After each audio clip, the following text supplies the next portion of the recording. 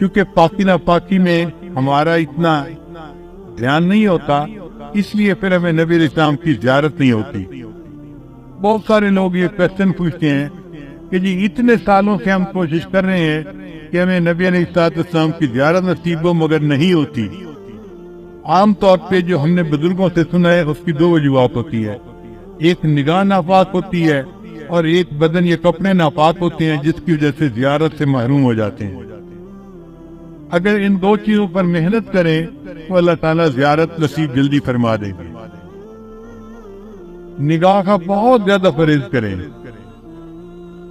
100% پرہیز کریں گے تو اللہ تعالیٰ کی طرف سے پھر نبی علیہ السلام کی زیارت والی سعادت نصیب ہو جائے گی۔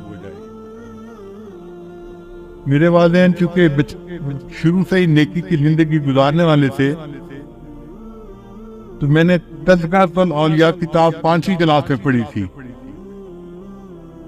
5ویں کلاس کے بچے کو تو ابھی کنسیپٹ بھی نہیں ہوتا، مگر مجھے والد صاحب نے وہ کتاب لا کر دی کہیں سے، تو میں نے اس میں اللہ والوں کے واقعات پڑھے تو دل میں بڑا شوق ہوا کہ مجھے بھی اس لائن پہ چلنا ہے اور اللہ والوں کی لائن پہ آگے بڑھنا ہے۔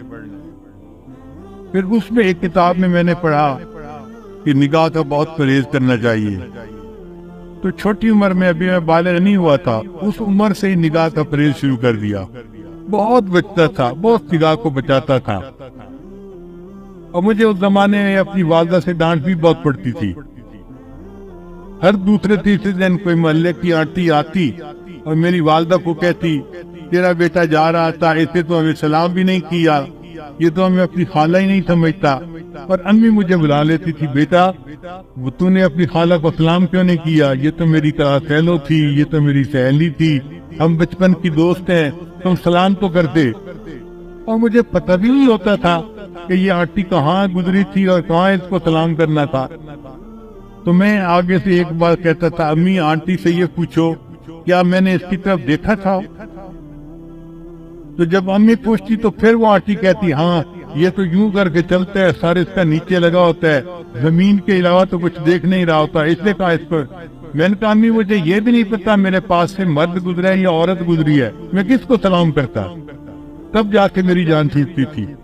لیکن اندر اندر مجھے بہت غصہ آتا تھا ان آنٹیوں پہ، سارا محلہ خانہ بنا ہوا ہے، سارا محلہ آنٹی بنا ہوا ہے، اور بس ان کو سلام ہی کرو چلتے ہوئے۔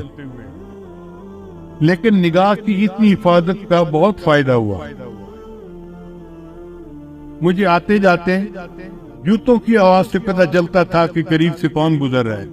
عام طور پہ مردوں کے جوتوں کی آواز اور ہوتی ہے اور عورتوں کے جوتوں کی آواز ڈیفرنٹ ہوتی ہے، اس سے اندازہ ہو جاتا تھا کہ قریب سے گزرا کون ہے، ورنہ کپڑا بھی نہیں دیکھتے تھے کہ قریب گزرنے والا کون تھا۔ کتنے نظر کی حفاظت کرنی ہوتی تھی۔ اس پر اللہ رب العزت نے پھر جو مہربانیاں کی وہ اب کیا بتائیں آپ۔ ہمارے ایک ساتھی ہیں لاہور کے، ایک دن مجھے کہنے لگے کہ میں آپ کو ایک بات بتاؤں، مجھے حضرت نے بتائی۔ میں ان کا بتائے، کہنے کہ حضرت نے مجھے بتایا کہ دیکھو اس وقت آپ کسی مسجد میں کھڑے تھے، آپ کی طرف اشارہ کر کے حضرت نے کہا کہ اس بچے کو اس وقت 100 سے زیادہ مرتبہ نبی علیہ السلام کی زیارت ہو چکی ہے۔